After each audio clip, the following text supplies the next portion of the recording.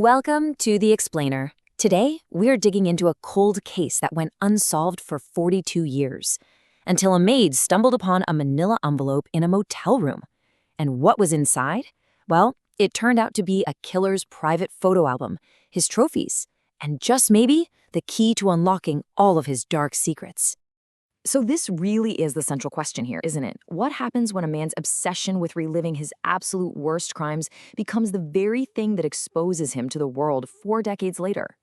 All right, so let's set the scene. It's February 1984 at the Golden Eagle Motor Inn in Daytona Beach. A guest checks out, and while cleaning the room, housekeeping finds a forgotten manila envelope.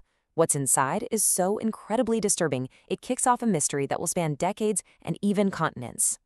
Okay, so inside that very envelope were 17 photographs, a really unsettling collection that revealed two, let's say, very different worlds of the man who took them. And the contrast is just horrifying. I mean, look at this.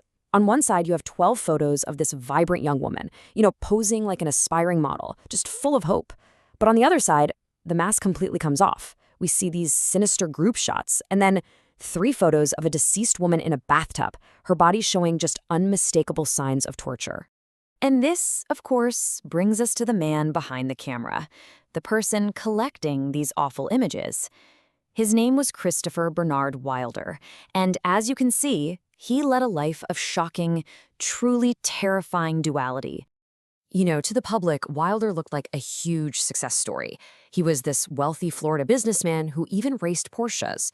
But underneath that shiny, polished surface was a predator whose violent history actually started when he was just a teen and stretched all the way across the globe.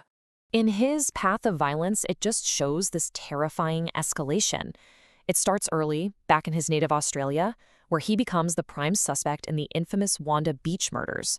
Then, after moving to the U.S., his crimes just get more and more brazen, and it all culminates in that final 6-week-long cross-country rampage in 1984 that only ended because he died in a police shootout.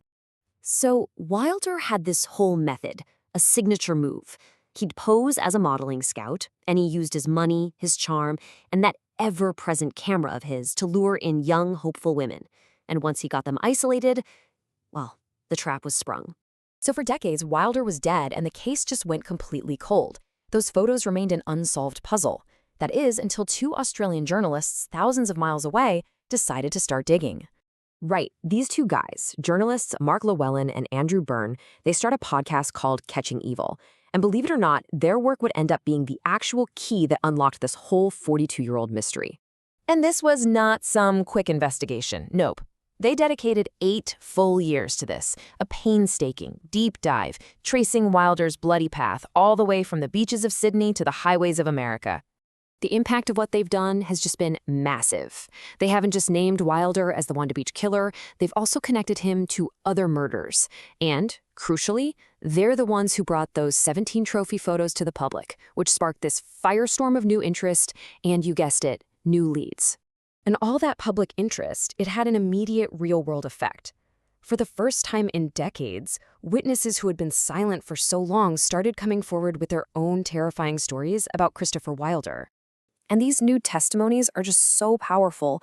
A woman, we're going to call Nicole, came forward. She had a very narrow escape from Wilder in New York back in '83, and her testimony now puts him there just hours before the body of an unidentified woman, Ellery Jane Doe, was discovered.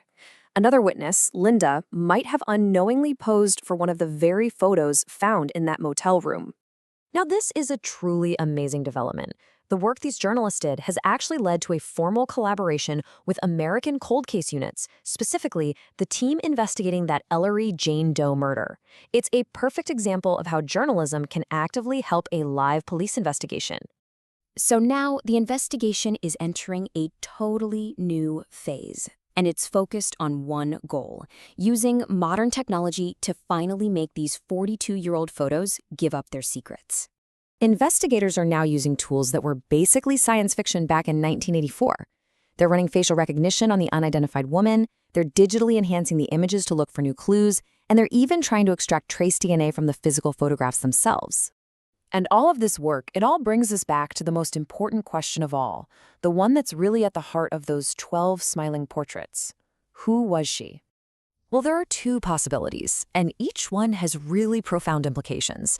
Is she a survivor who managed to get away? Someone who can finally step forward and tell her story? Or is she one of Wilder's victims, a Jane Doe whose name can finally be given back to her, bringing some kind of closure to a family that has waited for decades?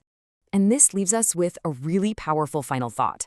The very trophies a killer kept to document his own evil acts, to relive his crimes over and over again, might now be the very keys that finally unlock justice for his victims. It's a haunting reminder that sometimes the past doesn't just stay buried.